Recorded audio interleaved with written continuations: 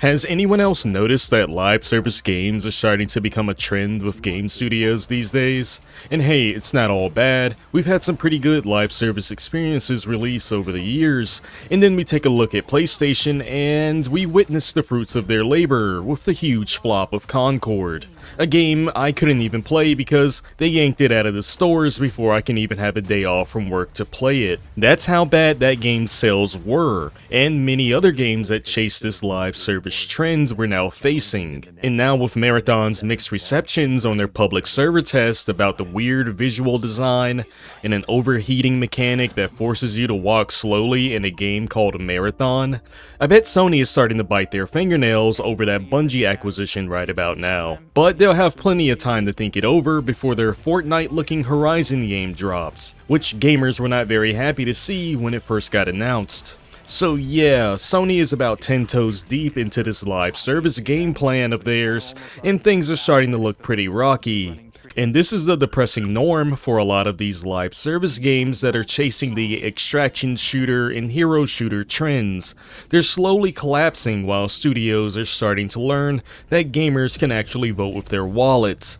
And honestly, I couldn't be any more happy about it. Okay, I'm a single player kind of guy. I prefer a pulse-pounding, handcrafted story mode, but I know that kind of thing takes effort to put together. There's a reason why Call of Duty and Battlefield once tried to ship their games without a campaign mode, before gamers roasted them alive over it.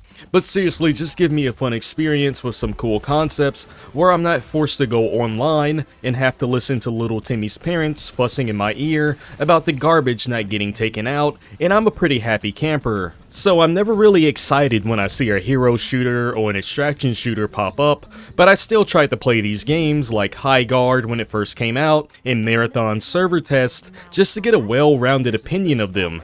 And honestly, they're not bad games at all. Highguard has a lot of really cool ideas like the mixing of medieval-like elements like sieges and horse riding with modern-day weaponry. Then Marathon has this rich, immersive sci-fi setting and the signature head-poppingly good shooting mechanics that are just as satisfying as Destiny's. The devs put in the work. They gave their games good bones, but the overall package of being a cheap, trend-chasing live service game is what gamers are outraged about. They don't feel like natural decisions. It feels like some suit stepped into the boardroom and said, "So, about all that extra money that we could be making." There are so many indie studios making roguelikes out there and arcade shooters and looter shooters. Bungie really could have gone in any direction, especially with their ties to the Halo series and Destiny, besides trying to compete with well-known extraction shooters like Arc Raiders and Tarkov, and even Delta Force. Yes, Delta Force still exists. But if milking their customers is what publishing studios are looking for, why not make something similar to Helldivers 2? It's still live service, sure, but at least it's not oversaturated and played out like an extraction shooter, which is basically just a derivative of a battle royale when you think about it, and God knows we've had enough of those to last 3 lifetimes. Helldivers 2 is a PvE shooter where you fight against the overwhelming odds of enemy forces charging you down like you owe them $5, fighting them off as they rain hellfire down on your head.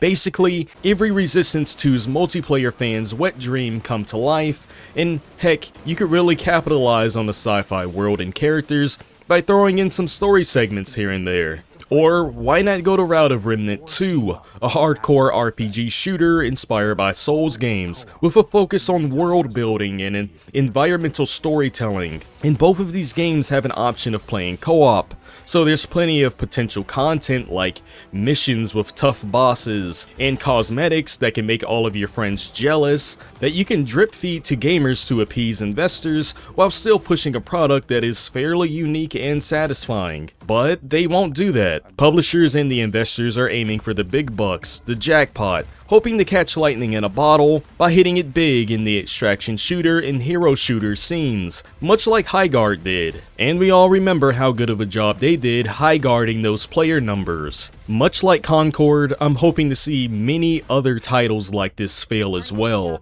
Now, my condolences to the devs, but I'm not shilling out $40 on something I don't like just to make sure someone who probably has more money than I do keeps their job. We need to let these people in charge know that we are tired of the slop, And God, I hate that word slop, it reminds me of boiled pork. But seriously, we need our games to stop chasing the same tired trends. Anyway, dude, I just wanted to rant a little bit about the state of gaming and its highly probable downfall at this point. I mean, come on dude, prices are skyrocketing, studios are getting laid off, gamers are dissatisfied with just about every other release that gets announced because it's the exact opposite of what they're actually asking for. So I guess what I'm really trying to say here is, just play Resident Evil.